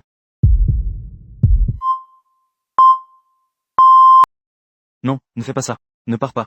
J'ai crié son nom avec un cœur déchiré. Les médecins et les infirmières sont entrés en courant. Ils ont commencé les secours d'urgence sur elle. On m'a tiré sur le côté. Mon esprit était en désordre. Je ne pouvais même pas tenir debout. Je ne savais pas combien de temps s'était écoulé. Peut-être quelques minutes. Peut-être. C'était un siècle. Le médecin est venu devant moi. Il a retiré son masque. Il a doucement secoué la tête vers moi. À ce moment-là, j'ai senti que tout s'effondrait à ce moment-là. Je suis allé au bord du lit. J'ai serré la main froide de Xia Ningxi. Les larmes ont jailli comme un déluge. Non, ne pars pas, je t'en prie. Ouvre les yeux et regarde-moi. Cependant, elle ne répondait plus dans mes bras. Elle fermait tranquillement les yeux, comme si elle s'endormait profondément. Un léger sourire restait sur ses lèvres, comme pour me dire. Elle est partie très paisiblement. Mais mon cœur a été déchiré par une douleur infinie. Dans des cris déchirants, j'ai l'impression d'entendre quelque chose se briser à l'intérieur de moi. À partir de ce moment, mon âme a également perdu la partie la plus importante. Après le départ de Xia Ningxi, ma vie semble avoir perdu sa direction. Pendant les quelques mois après son enterrement, je vivais chaque jour comme un mort-vivant, avec des yeux vides, et un cœur aussi froid que des cendres. Et voilà, nous sommes le 21 juin. C'est notre anniversaire d'amour. Autrefois, ce jour-là, nous célébrions toujours ensemble. Mais cette année, il ne reste que moi, seul et isolé. Ce matin-là, je tenais un album qu'elle avait laissé de son vivant, assis dans la chambre sombre toute la nuit. Dans l'album, il y a des souvenirs de nous, du lycée jusqu'au mariage. Chaque sourire semble trancher mon cœur. J'appelle son nom à voix basse. Désir de voir un miracle se produire. En fin de soirée, la sonnette a soudain retenti. J'ai traîné mes pas lourds pour ouvrir, mais je ne voyais personne. Je n'ai trouvé que une lettre posée sur le sol devant la porte. J'ai ramassé la lettre. D'un seul coup d'œil, j'ai reconnu cette écriture familière. C'était l'écriture de Xia Ningxi. Mon cœur a soudainement fait un bond. J'ai presque douté d'avoir des hallucinations dues à ma nostalgie. Tremblant, j'ai ouvert l'enveloppe. J'ai vu que le début de la lettre disait « Cher Achin ». Mes larmes ont instantanément flouté ma vision. Je me suis effondré sur le seuil de la porte. J'ai ouvert la lettre avec des mains tremblantes. « Cher Achin, quand tu liras cette lettre, je ne serai peut-être plus dans ce monde. Je suis désolé de réapparaître de cette manière et de faire souffrir. Pardonne-moi de ne pas pouvoir être à tes côtés jusqu'à la fin. C'est la maladie qui a volé le temps que je pouvais passer avec toi. Aujourd'hui, c'est le 21 juin, l'anniversaire de notre rencontre. Je souhaite tellement pouvoir, comme les années précédentes, te tenir la main pour voir le lever du soleil, ou manger les nouilles de longévité que tu prépares. Cependant, à partir de cette année, tu dois passer cette journée seule. Mais, Achen, tu n'es pas seul, car je suis toujours à tes côtés. Quoi qu'il arrive, mon cœur sera toujours avec toi. Je sais que tu dois être très triste, et que tu me manques beaucoup. Mais moi aussi, je pense à toi. Mais ce qui m'inquiète le plus, c'est que tu pourrais te laisser abattre, et ne plus bien vivre. Tu m'as promis de bien vivre. Tu te souviens? Alors, ma chère, s'il te plaît, essuie tes larmes, et prends soin de toi pour moi. Mange à heure régulière. Ne te mets pas en danger. La nuit, souviens-toi de bien fermer portes et fenêtres. Ne te renferme pas dans tes souvenirs. Et aussi, ne passe pas tes journées enfermées dans tes souvenirs. Regarde un peu plus le soleil. D'accord? Après mon départ, j'ai laissé tout mon amour et ma pensée pour toi. J'espère que ces mots, pouvoir te donner un peu de réconfort et de courage en ce jour spécial chaque année, t'apporter un peu de réconfort et de courage. Tu n'es pas seul. Je ne t'ai jamais vraiment quitté. Je te protégerai silencieusement dans un autre SJ. Jusqu'à ce qu'un jour, nous nous revoyions. Toujours t'aimant, Xia Ningxi. En lisant cette lettre jusqu'ici, j'ai déjà pleuré comme une pluie. Le ton familier, on dirait qu'elle murmure à mon oreille. Et chaque ligne de cette lettre semble imprégnée de son souffle et de sa chaleur. Ningxi, je tiens fermement ces quelques pages de lettres, en pleurant à chaudes larmes. On dirait qu'elle revit à nouveau, dialoguant avec moi à travers ces mots. Toi, idiot, je murmure en sanglotant. Tout le monde est parti. Et tu te soucies encore de moi. Cette nuit-là, j'ai pleuré longtemps en tenant cette lettre, comme si je libérais toute la frustration accumulée depuis plus de 6 mois. Toute la souffrance est libérée. Épuisé par les pleurs. Je relis chaque phrase de la lettre encore et encore. Elle m'a dit de bien manger, de bien dormir, de ne pas s'attarder sur le passé. Oui, c'était son dernier souhait. Comment pourrais-je décevoir? Je caresse les mots qu'elle a écrits sur le papier. Des larmes tombent dessus. L'encre s'étale. Je hoche la tête sérieusement. D'accord, je te le promets. Je vais m'efforcer de me relever. Après cette nuit-là, je range la lettre. Je la garde précieusement dans ma table de nuit. Xia Ningxi revient dans ma vie de cette manière. M'a donné la force de vivre. Le temps avance lentement. L'année qui a suivi la réception de cette lettre. J'essaie de me relever. Selon ses conseils, je commence à manger à heure régulière. J'essaie parfois de sortir de la maison pour retravailler. La nostalgie reste toujours présente. Chaque fois que la nuit est profonde et silencieuse, je ressors encore ses photos. Je pleure silencieusement. Mais chaque fois que je suis sur le point de craquer, je relis la lettre qu'elle m'a laissée. Encore et encore à voix basse. On dirait qu'elle est encore à mes côtés. En un clin d'œil. Une autre année est passée. Comme si c'était convenu. Le 21 juin de la deuxième année. J'ai même reçu à nouveau sa lettre. Je tiens dans mes mains l'enveloppe familière. Avec à la fois de la tristesse et de la joie. La tristesse réside dans le fait que, cela me rappelle encore qu'elle est partie pour toujours. La joie vient du fait que, je peux encore lui parler à travers ses mots. Ce soir-là, j'ai préparé une tasse de son thé au jasmin préféré de son vivant. Assis sur le balcon sous le coucher de soleil, j'ai délicatement ouvert la deuxième lettre. Cher Achin, c'est encore le jour du solstice d'été. Au cours de cette année, as-tu écouté mes conseils? Mange bien, dors bien. Je m'inquiète beaucoup pour toi. J'aimerais pouvoir sortir de cette lettre et te voir en personne. En écrivant cette lettre, je venais de terminer une séance de chimiothérapie. Mon corps est très faible. Mais en pensant à tes longues années à venir, qui pourrait ne pas avoir ma compagnie? Je prends alors mon courage à deux mains pour écrire. Je veux te parler un peu plus. Tu te souviens du jour de pluie où nous nous sommes rencontrés pour la première fois? Quand tu es apparu avec ton parapluie bleu, j'ai vraiment eu l'impression de voir un héros. Quand tu es apparu avec ton parapluie bleu, je pensais vraiment voir un héros. En fait, ce jour-là, j'étais très déprimé, parce que je venais d'apprendre que l'état de mon père s'était aggravé, et ton apparition m'a fait ressentir une chaleur et un soutien que je n'avais pas connu depuis longtemps. Depuis ce jour, tu es devenu le soleil de ma vie. Pendant les jours stressants de la terminale, avec toi à mes côtés, je pouvais enfin sourire. Le jour de la remise des diplômes, si tu n'étais pas parti à cause d'un malentendu, j'avais prévu de te faire ma déclaration en premier. Heureusement, nous avons finalement eu le courage de nous dire ce que nous ressentions, n'est-ce pas? Je repense souvent à ces souvenirs. Quand j'y pense, je ne peux m'empêcher de sourire. Merci à toi, de m'avoir donné tant de beaux souvenirs. Si j'ai une autre vie, je voudrais revivre tout cela avec toi. Ah Shen, et toi? Penses-tu parfois à notre passé? En repensant à ce jeune couple insouciant sur le campus, ne reste pas toujours plongé dans la tristesse. Essaie de te souvenir de ces jours heureux. C'était notre trésor à tous les deux. Il ne devrait pas y avoir que des larmes. Elles devraient plutôt t'apporter des sourires. J'espère que chaque fois que tu penses à moi, ce n'est pas seulement la douleur. Il y a aussi la douceur. Comme moi maintenant, en train d'écrire. Bien que les larmes brouillent mes yeux, dans mon cœur, il y a surtout de la gratitude et de l'amour pour toi. Mon cher, si c'est possible, pourrais-tu aller voir notre alma mater pour moi? La salle d'études où nous avons passé du temps ensemble. Le terrain de sport où nous avons couru ensemble. Est-ce qu'il respire toujours la jeunesse? Va jeter un œil. Dans cette période de jeunesse, il y avait toi. Et il y avait aussi mes traces. J'ai écrit trop de choses. Je suis un peu fatigué. On va s'en tenir là pour l'instant. Souviens-toi, peu importe combien de temps, je suis toujours dans ton cœur, à tes côtés, avec tout mon amour, Xia Ningxi. Après avoir lu cette lettre, j'ai l'impression de revivre notre jeunesse avec elle. Je revis nos années de jeunesse. Chaque fragment qu'elle mentionne est vividement présent à mon esprit. Lors de notre première rencontre sous la pluie, son sourire timide, les silhouettes luttant ensemble en terminale. Au moment de la remise des diplômes, nous nous sommes étroitement enlacés, en larmes, sans pouvoir parler. Je caresse les mots, ligne par ligne, sur le papier. Les larmes coulent doucement. Cette fois, les larmes ne sont plus seulement mélancoliques, mais aussi des souvenirs chaleureux. Le lendemain, je suis retourné à notre école. Le campus est toujours aussi animé. Des jeunes étudiants rient et s'amusent sous les arbres. J'ai l'impression de revoir, il y a plusieurs années, Xia Ningxi avec son sac à dos, sortant par la porte de l'école, avec un sourire radieux à mon intention, se tenant devant la fenêtre de la salle de classe où nous avons étudié ensemble. Je murmure doucement. Ningxi, regarde, je suis là. Je me souviens de tes mots. Je réponds avec un sourire. À ce moment-là, j'ai l'impression qu'elle est juste à mes côtés, avec moi, regardant cette terre qui a porté notre jeunesse. Depuis que j'ai suivi la demande de Xia Ningxi et que je suis revenu sur le campus. Après, dans mon cœur, il semble qu'une porte se soit ouverte. Les souvenirs du passé ne sont plus aussi douloureux. Au contraire, ils apportent de la force. Elle semble m'avoir guidé à travers ses lettres, me faisant sortir peu à peu de l'obscurité. Le 21 juin de la troisième année est arrivé comme prévu. Cette fois-ci, j'ai commencé à attendre sa lettre quelques jours à l'avance. Ce matin-là, j'ai pris un congé spécial et je ne suis pas allé travailler. Je suis resté chez moi tôt pour attendre le coup de sonnette du facteur. Lorsque la lettre est arrivée, j'ai presque déchiré l'enveloppe avec impatience. Cher Achin, c'est ma troisième lettre pour toi. Tu as déjà un peu quitté l'obscurité, n'est-ce pas? J'espère que c'est le cas. Il y a une chose qui pèse sur mon cœur, que je ne t'ai pas dit en face. C'est mon plus grand regret. Maintenant, je voudrais te dire à travers cette lettre. Te souviens-tu de l'époque où j'ai soudainement proposé de rompre à l'université? Te souviens-tu de ces jours où j'ai disparu? En fait, la vérité n'est pas aussi simple que je l'avais dit à l'époque. À part le fait que mon père était gravement malade, j'ai une autre raison que je t'ai cachée. À l'époque, j'avais déjà été diagnostiqué avec des signes précoces de maladie. À ce moment-là, le médecin soupçonnait que mon corps avait des anomalies. Il fallait faire des examens complémentaires. J'avais très peur, et je ne voulais pas te mettre dans l'embarras. C'est pourquoi j'ai profité de l'occasion pour fuir. J'ai proposé de nous séparer. Je t'ai menti en disant que je voulais juste un peu de calme. Je voulais que tu ne me cherches pas. En réalité, chaque nuit, je pleurais en cachette. Mon cœur était déchiré. Mais à l'époque, je ne savais pas que j'avais la leucémie. Ma famille vit dans une petite ville. Le niveau médical y est moyen. Plus tard, ma condition s'est améliorée. J'ai aussi cru que je pourrais guérir. À ce moment-là, je pensais vraiment très fort à toi. Alors j'ai décidé de revenir te chercher. Si à ce moment-là, je pouvais encore confirmer ma maladie. Le résultat aurait-il été meilleur? Je suis désolé. Shen, Alan, c'est moi qui ai été trop égoïste. Je t'ai fait souffrir si longtemps à l'époque. Je pensais que je faisais cela pour ton bien. Mais je ne savais pas que je te faisais endurer encore plus de douleur. Es-tu prêt à me pardonner pour avoir agi sans te consulter? En fait, pendant les années où nous étions séparés, je pensais à toi chaque jour. J'écrivais ton nom encore et encore dans mon carnet. Je rêvais que nous pourrions nous retrouver un jour. Heureusement, le destin a été clément, me permettant de revenir à tes côtés. Les années après nos retrouvailles ont été les plus heureuses de ma vie. Certains amours peuvent connaître des détours, mais finalement, nous nous sommes retrouvés. C'est plus précieux que tout. Merci à toi d'avoir été prêt à me accent aigu accepter. Sans ton pardon et ta persévérance, il n'y aurait pas eu ces belles journées par la suite.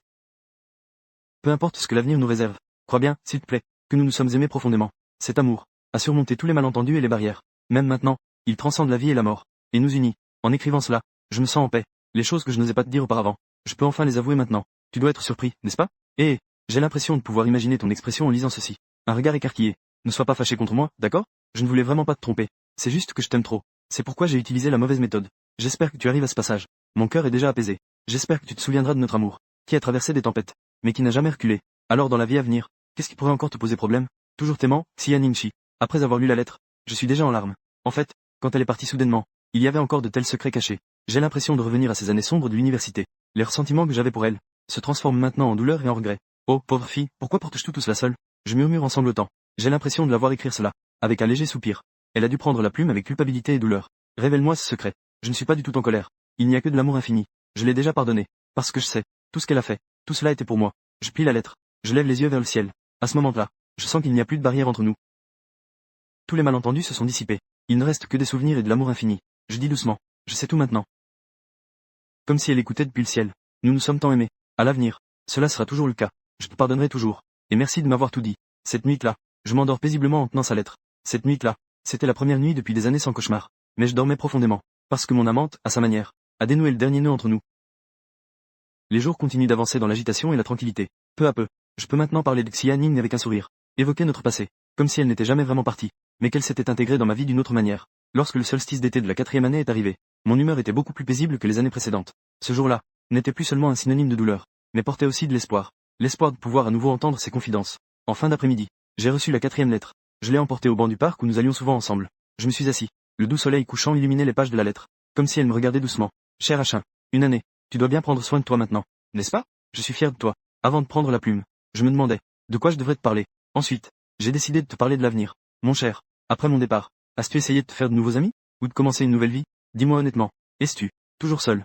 Je peux presque deviner la réponse. Espèce de grand idiot, tu as sûrement encore verrouillé ton cœur, n'est-ce pas? Tu dis toujours que tu n'aimes qu'une seule personne dans cette vie, Xia Ningxi, n'est-ce pas? En y pensant, je suis à la fois touché et peiné, touché par ta profonde affection. J'ai de la peine pour toi. Une telle persistance peut entraîner une longue solitude.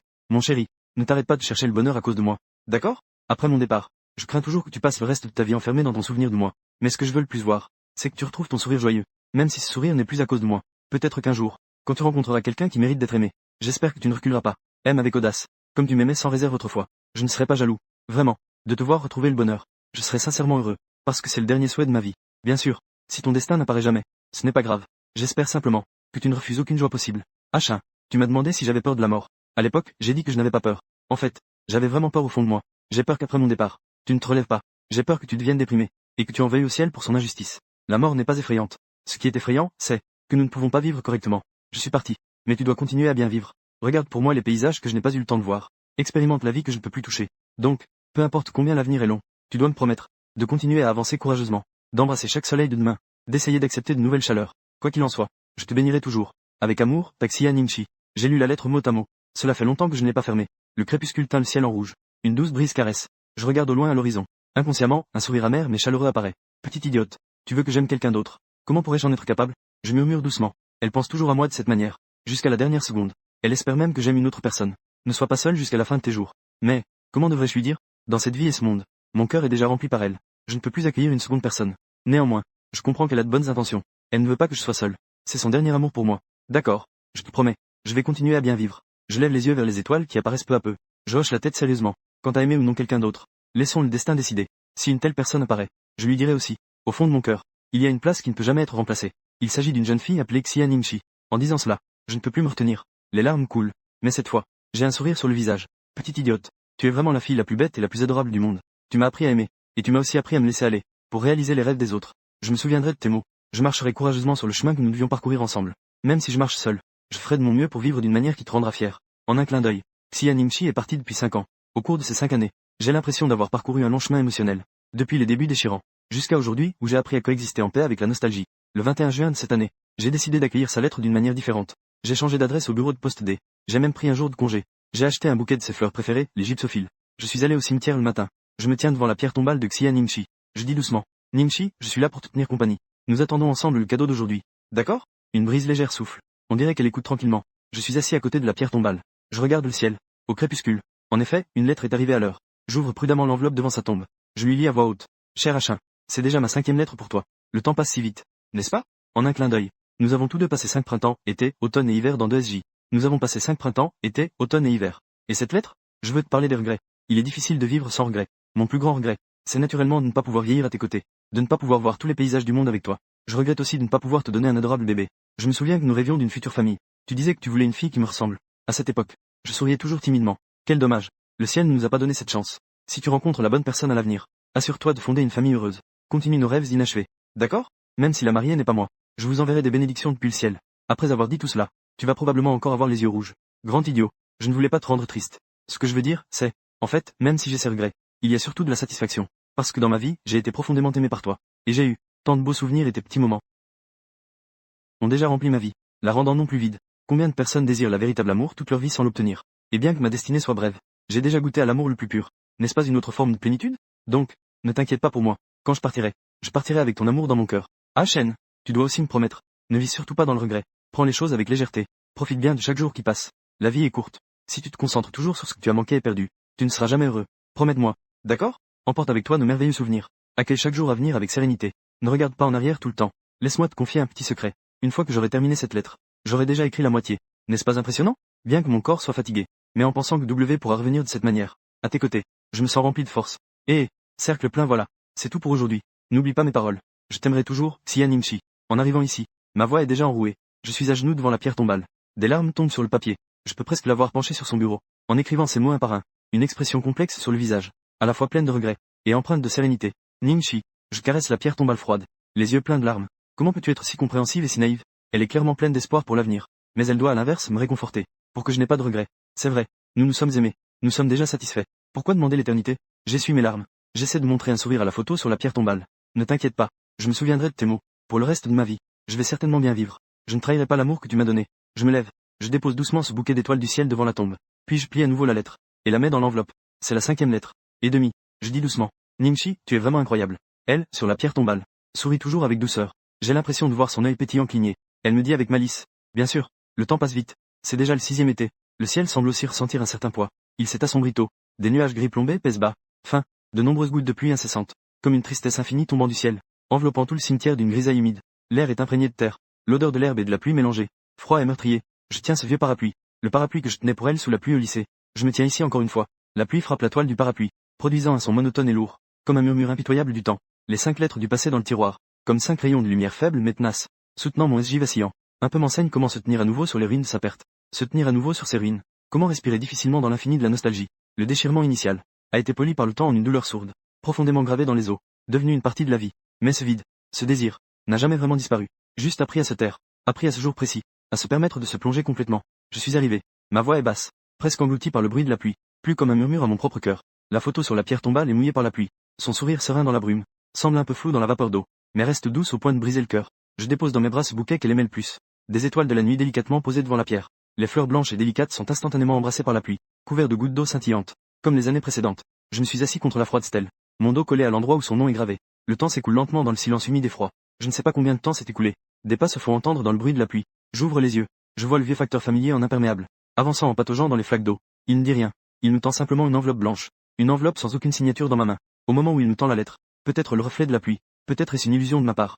Il me semble voir sous ses paupières baissées, au fond de ses pupilles légèrement troubles, une lueur indescriptible passe extrêmement brièvement. Cette lumière est pure, et pleine de compassion, comme si elle traversait le rideau de pluie du monde terrestre, avec une divinité qui surplombe toute vie. Juste un instant, si rapide que je pensais presque que c'était le reflet des gouttes de pluie. Il me fit un léger signe de tête. Son visage affichait toujours cette expression de compassion. Il se retourna et disparut à nouveau dans l'épaisseur de la pluie. Ses pas étaient si fermes qu'il semblait indifférent à la boue sous ses pieds, et les flaques d'eau n'avaient aucun effet sur lui. À ce moment-là, mon cœur s'est mis à battre de manière incontrôlable. Mais une étrange sensation persistait dans mon esprit. Une sensation indescriptible et troublante, provenant de l'éclat de ce regard fugace. Je pris une profonde inspiration, écartant les pensées parasites. Avec 5 ans de réconfort accumulé, une sensation de réconfort délicate. Tremblant, je déchirai cette fine enveloppe. Cependant, au moment où la feuille de papier fut tirée, vide, un blanc éblouissant, toute la feuille de papier, complètement propre, pas une trace d'encre. Une pureté totale. Un vide étouffant. Vide. Je suis resté figé. Incapable de comprendre pendant un moment. Instinctivement. J'ai même retourné le papier dans la lumière tamisée. Essayant de trouver ne serait-ce qu'un petit signe caché ou un filigrane. Comment cela se fait-il? C'est vide. Un immense sentiment de perte comme un marteau froid, s'écrasant violemment dans mon cœur, suivi d'une profondeur plus grande. Une incompréhension angoissante et l'amplification d'un sentiment étrange. Jamais une telle situation ne s'était produite. Y a-t-il eu un problème avec la livraison? Une pensée a soudain traversé mon esprit. Mal envoyé. Ou mal imprimé. Comme si je m'accrochais à une dernière paille. J'ai presque sorti mon téléphone dans la panique. L'eau froide de la pluie a mouillé l'écran. J'ai essuyé rapidement 2 fois. Tremblant, j'ai composé le numéro du service client de la poste locale. Chaque son d'attente frappait mes nerfs tendus. Bonjour. Ici, c'est le bureau de poste. Que puis-je faire pour vous? Une voix douce mais légèrement formelle se fit entendre. Bonjour. Pourriez-vous vérifier quelque chose pour moi? Ma voix tremblait légèrement à cause de l'urgence et de la panique. Je m'appelle Muchen. Le numéro de téléphone est celui que vous a donné. Il devrait y avoir une lettre qui m'a été envoyée aujourd'hui. L'adresse est celle d'un point de collecte près du cimetière de Shishan. Mais la lettre que j'ai reçue est vide. Il n'y a rien à l'intérieur. Est-ce que la lettre a été livrée par erreur? Ou peut-être qu'il y a des lettres manquantes. Je transmettais les informations à toute vitesse. Mon cœur battait à tout rompre. Il y eut un silence de l'autre côté du téléphone. On entendit le bruit des touches du clavier. Monsieur, veuillez patienter un instant. Je vais vérifier cela pour vous. Cette attente de quelques secondes semblait durer un siècle. Je retins mon souffle. Mes yeux fixaient intensément cette feuille de papier vide. Comme si cela pouvait faire apparaître des mots dessus. Monsieur. La voix du service client résonne à nouveau. Avec une légère confusion et un ton d'excuse programmé. Je suis désolé de vous avoir fait attendre. J'ai effectué une recherche détaillée selon le nom que vous avez fourni, Muchen. Et ce numéro de téléphone. Les résultats montrent. Elle marqua une pause. Cette pause. Cela me fit soudainement sentir un poids dans le cœur. Il n'y a aucun enregistrement. Quoi? Je criai sans voix. Je n'arrivais presque pas à croire mes oreilles.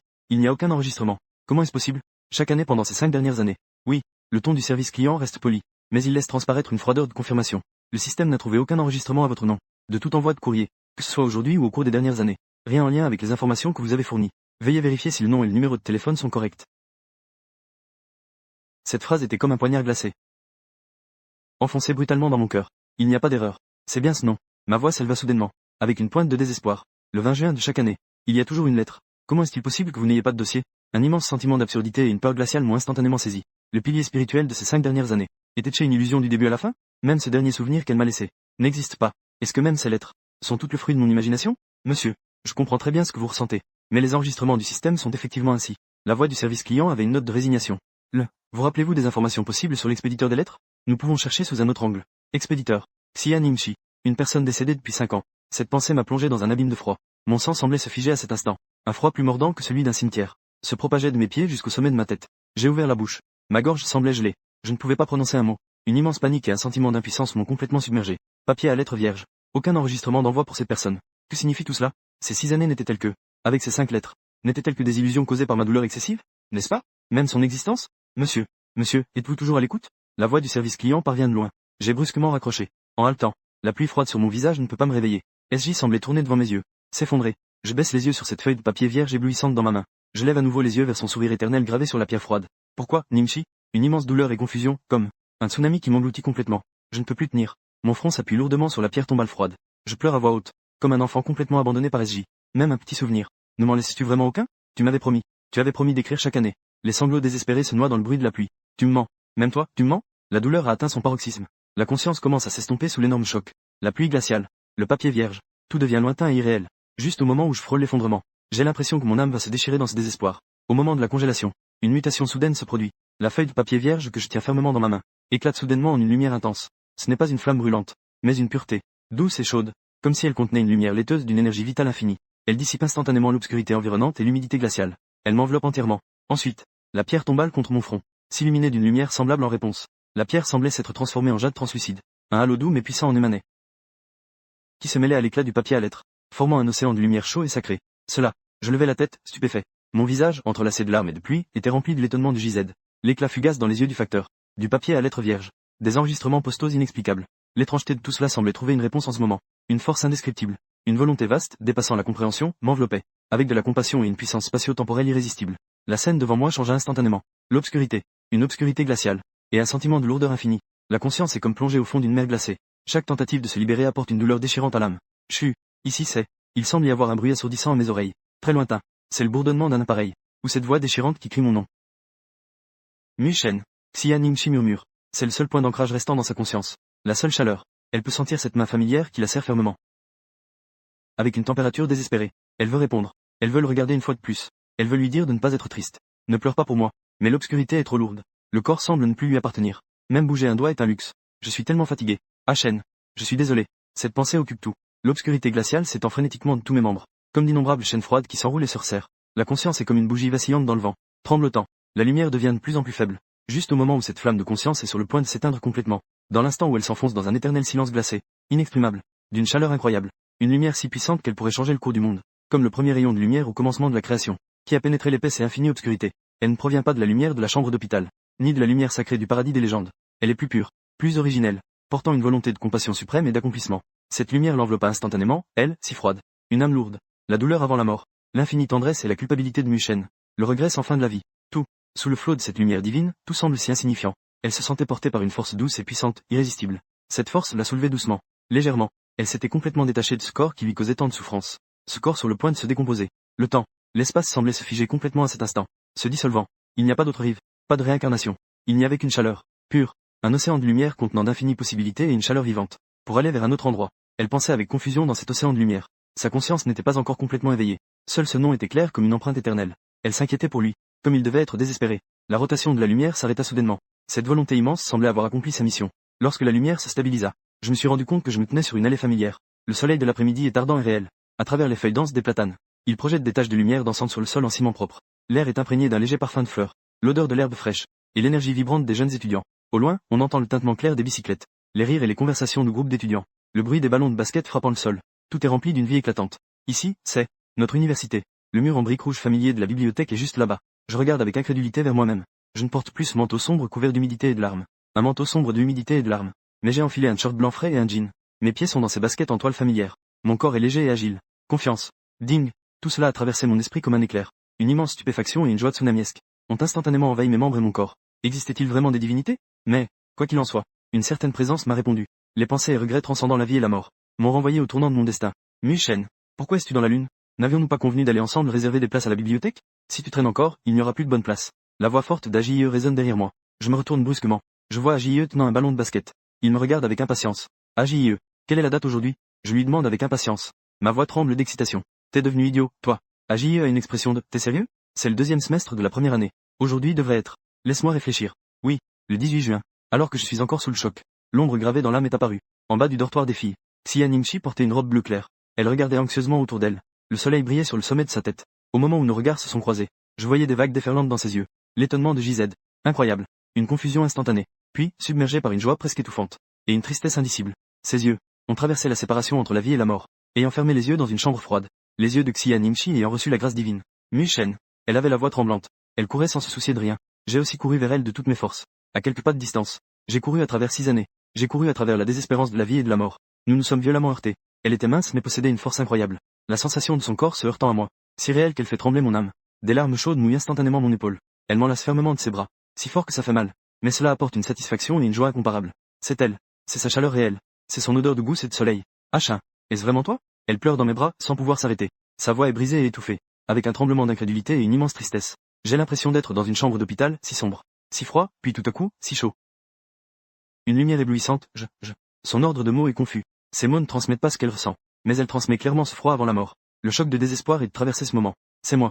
Ningxi. Je la serre fort dans mes bras. Je presse ma mâchoire contre le sommet de sa tête. Avide. Je respire profondément son odeur qui lui est propre. Des larmes brûlantes jaillissent également, tombant chaudement entre ses cheveux. Tu es revenu aussi. N'aie pas peur. Reviens. Je suis là. Tu es là aussi. Je fais de mon mieux pour confirmer. Ma voix est enrouée. Je ne sais pas ce qui se passe. Mais nous sommes revenus.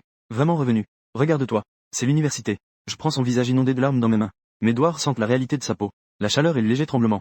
Une immense gratitude comme une marée chaude. Inonde instantanément la joie des retrouvailles. Je ne sais pas quelle sorte d'existence. Écoute notre désir et notre refus d'accepter la mort. Nous a offert cette chance de réécrire notre destin. Cette pensée résonne dans mon cœur. Peu importe ce qu'il veut en échange. Quel qu'en soit le prix à payer. Je suis prêt à tout. Même si c'est mon âme. Le reste de ma vie. Tant que je peux la retrouver. Retrouver ce moment perdu. Je le ferai avec plaisir. La maladie de papa. Elle a soudain levé la tête de mes bras. Avec une immense peur et une urgence dans ses yeux pleins de larmes. Un espoir brûlant. Et ma maladie. Maintenant, c'est encore tôt. N'est-ce pas? Allons si vite. Dépêche-toi. L'instinct de survie et le désir de changer son destin. Brûlent ardemment dans ses yeux. Dissipant le brouillard de tristesse résiduelle. Maintenant. Allons à l'hôpital tout de suite. Tout est encore possible. J'ai été instantanément enflammé par son urgence. Un immense espoir se propage comme un feu de prairie. Le feu se propage follement dans mon cœur. Nous sommes revenus en avance. Avant le point de départ de la tragédie. Retrouver ce moment doré où tout peut encore être sauvé. Nous allons à l'hôpital maintenant. Nous ne lâcherons jamais prise. Jamais. Ma voix est ferme et déterminée. Remplie d'une force sans précédent de cul. Je tiens fermement sa main. Nos doigts sont entrelacés comme s'il était soudé. Comme si nous devions préserver ce miracle de C. Ce trésor retrouvé est solidement ancré dans ma vie. Je ne permettrai plus jamais à aucune force de me l'arracher. Nous n'avons même pas le temps de nous pétrifier sur le côté. Agier, la bouche grande ouverte comme pour y mettre un point, nous lance un regard. Puis nous nous mettons à courir en direction de l'infirmerie de l'école. Je cours de toutes mes forces. En courant, le vent siffle à mes oreilles. Le soleil brille au-dessus de nos têtes. Nos mains entrelacées transmettent nos battements de cœur et notre chaleur. Dans nos regards échangés, il y a la même empreinte de souvenirs inoubliables. C'est l'éclat des larmes de joie après l'épreuve. C'est aussi une charge désespérée contre un destin injuste. Un serment aussi ferme que le fer. Le soleil est brûlant. Il traverse les nuages. Il dore la piste de la jeunesse. Le son du vent frôle les oreilles, comme le grondement d'un rouage du destin forcé de tourner. Cette fois-ci, nous tenons fermement nos mains l'une à l'autre. C'est l'épée qui fend toutes les ombres. Peu importe ce que l'avenir nous réserve. La grâce divine a été accordée. Nous ne manquerons jamais à notre promesse. Épilogue.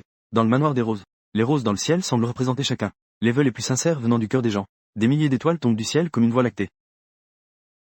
Doucement, elles répandent une aura lumineuse, éclairant chaque visage rayonnant de vœux sincères. Dans l'air, des lys élégants mélangés à la fraîcheur de l'été. Le doux parfum des étoiles de la nuit, ma préférée. Enivrant, je me tiens devant des roses blanches décoratives. Sous l'arc des feuilles de houx vert émeraude. Le cœur bat avec calme et force dans la cage thoracique. Chaque battement contient la gratitude d'une vie sauvée. Et un bonheur indescriptible. Le regard traverse un halo doux. Se posant sur la grande porte au bout du tapis rouge fermé. La grande porte s'ouvre lentement. Elle est apparue. Xia Ningxi porte une robe de mariée blanche. Le design simple et fluide en satin souligne sa silhouette fine mais déjà rétablie et pleine de vitalité. Sous le léger voile en tulle, son visage délicat est légèrement maquillé. Plus éclatant que n'importe quel maquillage extravagant. Son teint est radieux. Les joues affichent une rougeur naturelle. Ses yeux qui avaient été ternis par la maladie sont à présent comme de l'obsidienne lavée par une source. Remplis d'un doux sourire et d'une lumière de bonheur. Plus aucune ombre. Elle tient dans ses mains un bouquet de gypsophile blanc, parsemé de quelques baies rouges éclatantes, symbolisant la vitalité qui émerge après un hiver rigoureux. Le temps semble se superposer doucement à ce moment. Figé. 6 ans de séparation entre la vie et la mort. Un passage miraculeux à travers la vie. Un combat acharné contre la maladie. Toutes les souffrances, les larmes et le désespoir, semblent n'être là que pour préparer cette plénitude si précieuse. Les pas de Xia Ningxi sont fermes et légers. Chaque pas semble effleurer le sommet de mon cœur. La demoiselle d'honneur est sa meilleure amie de l'université, qui la soutient en ce moment, avec des larmes de joie et d'émotion sur le visage. De chaque côté du tapis rouge, sont assis nos proches, famille et amis. Leur regard était plein de bénédiction et d'une profonde émotion. Mon regard balaya la première rangée. Ma mère essuyait doucement le coin de son œil. Mon père me lança un sourire d'encouragement et de fierté. Enfin, elle s'avança devant moi. À travers le voile flou, je pouvais voir clairement les étoiles scintillantes dans ses yeux. J'étendis ma main vers elle, avec une promesse éternelle. Elle mit sans hésitation sa main dans la mienne, chaleureuse et forte, transmettant la résilience de la vie et la détermination à rester ensemble. Tu es nerveux? Demandai-je à voix basse. Ma voix trahissait une légère émotion à peine perceptible. Elle leva le visage. À travers le voile léger, elle me sourit. Ce sourire était doux et espiègle. Il dissipa toute la froideur de l'hiver. Avec toi près de moi, je ne suis pas nerveux. Son regard passa rapidement, à peine perceptiblement sur le bout du tapis rouge qui avait été délibérément laissé vide. 2. Le siège principal décoré de roses blanches. Là où un père bienveillant aurait dû s'asseoir. D'une légèreté extrême. Des ondulations mêlant nostalgie et regret. Le fond brillant de ses yeux a brièvement scintillé, si vite qu'il était presque impossible de le saisir. Mais que moi, la tenant fermement, est clairement perçu. Elle s'est rapidement tournée vers moi à nouveau. L'éclat des étoiles dans ses yeux était encore plus brillant. Relation. Papa doit sûrement regarder. Nous marchons côte à côte vers le bienveillant officiant. La cérémonie solennelle et chaleureuse commence officiellement. Quelles que soient les circonstances. Santé ou maladie. Pauvreté ou richesse. Êtes-vous prêts à chérir et à respecter l'un l'autre jusqu'à la fin de vos jours? La voix profonde et solennelle de l'officiant résonne. Dans la petite chapelle tranquille et chaleureuse. Je le veux. Ma voix est claire, ferme et déterminée, comme un rocher. Je le veux. Sa voix est claire, douce, avec une légère vibration de bonheur. Mais c'est une affirmation forte. Le moment d'échanger les bagues est arrivé. Celui qui nous remet les bagues n'est plus le témoin, mais le professeur Liu, le médecin traitant de Ningxi. Cet homme sérieux, avec des compétences médicales exceptionnelles, qui nous a accompagnés à travers les années les plus difficiles de la lutte contre le cancer, a aussi des larmes de joie dans les yeux en ce moment. Les 2 bagues en platine simple portent les initiales de nos noms, ainsi qu'une petite date qui pèse des milliers de kilos pour nous. Je prends la main gauche de Ningxi, avec précaution, et avec beaucoup de soin, je glisse la bague sur son annulaire. Le métal froid touche sa peau chaude, symbolisant un engagement éternel désormais scellé. Ensuite, elle m'a aussi mis l'anneau au doigt. Quand elle a levé les yeux vers moi, les étoiles dans ses yeux semblaient prêtes à déborder, illuminant toute la salle. Maintenant, le marié peut embrasser la mariée. Je prends une profonde inspiration, avec une infinie dévotion et amour. Je soulève doucement son voile. Ce visage qui est apparu tant de fois dans mes rêves, le visage qui m'a soutenu à travers de longues nuits noires, se présente devant moi sans réserve en ce moment. Pur, heureux, avec une infinie aspiration pour l'avenir. Je baisse la tête, doucement, je l'embrasse tendrement sur les lèvres. Ses lèvres sont douces et chaudes, avec un parfum familier, qui apaise mon âme. Autour de nous, un tonnerre d'applaudissements. De mains qui applaudissent et de rires bienveillants. Des acclamations résonnent. Mais dans notre SJ, il ne reste que le battement de nos cœurs, la respiration fusionnée et la chaleur de nos lèvres se touchant. Je t'aime. Xia Ningxi. Je murmure à ses lèvres. La voix est si douce que seuls nous deux pouvons l'entendre. Mais elle pèse comme 1000 kilos. Je t'aime encore plus. Elle répond doucement. Des larmes de bonheur scintillent dans ses yeux. Ses bras se resserrent doucement autour de ma taille. Le baiser se termine. Nous échangeons un sourire. Nos yeux ne voient que nous deux. Je tiens fermement sa main. Je me tourne vers tous les invités. Les applaudissements continuent, comme des vagues chaleureuses. Mesdames et messieurs, ma voix est pleine d'émotion et de gratitude. Mon regard parcourt la salle. Enfin, il se pose profondément sur le sourire heureux de la fille à mes côtés. Merci à tous d'être ici en ce jour spécial, pour témoigner du moment le plus important de notre vie. Aujourd'hui, c'est le solstice d'hiver, le jour le plus long de l'année. Je fais une pause. Je serre encore plus fort la main de Ningxi. Je sens qu'elle serre aussi ma main avec force. Mais pour moi et Ningxi, c'est pourtant le jour le plus lumineux de nos vies, le jour le plus chaleureux, car nous avons saisi la lumière du miracle dans la plus profonde nuit, a saisi la lumière du miracle, et nous sommes revenus ensemble sous le soleil. Ce miracle nous pousse à chérir encore plus le moment présent, à chérir l'un l'autre, et nous fait comprendre davantage la valeur de la vie. Je tourne la tête vers Ningxi, elle me regarde tendrement, ses yeux reflètent une confiance et un amour absolu. Alors, je regarde à nouveau les invités. Ma voix retrouve sa force, portant un engagement ferme pour l'avenir. À partir de maintenant, chaque nuit, nous allumerons des lumières l'un pour l'autre. Chaque jour, nous marcherons main dans la main. Nous porterons les bénédictions de tous ceux qui nous aiment, pour vivre pleinement, et être heureux avec force. Merci à tous. Les applaudissements retentissent à nouveau chaleureusement, plus longtemps qu'auparavant, avec émotion et bénédiction. Ningxi lève la tête, et me sourit en me regardant. Les larmes ont enfin coulé, mais elles brillaient d'une lumière de bonheur pur. Elle leva doucement la main, et appuya sur l'emplacement près de son cœur sous la doublure de sa robe. Là, se trouvait une petite photo d'elle et de son père devant le lit d'hôpital. Le père sur la photo avait les yeux pleins de tendresse et d'un amour profond pour sa fille. Les pétales dans le ciel dansaient, la voie lactée brillait, l'amour coulait. Cette fois-ci, dans notre histoire, bien qu'il y ait des regrets non résolus, ce n'est plus une tragédie irréversible. C'est une mélodie entrelacée de nostalgie et de vie, un hymne de larmes et de rire. C'est tenir la main de l'autre, et le prologue éternel de vieillir ensemble. C'est aussi un hommage profond au miracle de la vie. Et nous, emporterons ce bonheur et cette nostalgie si précieux, en marchant courageusement vers un avenir ensoleillé. Fin du texte.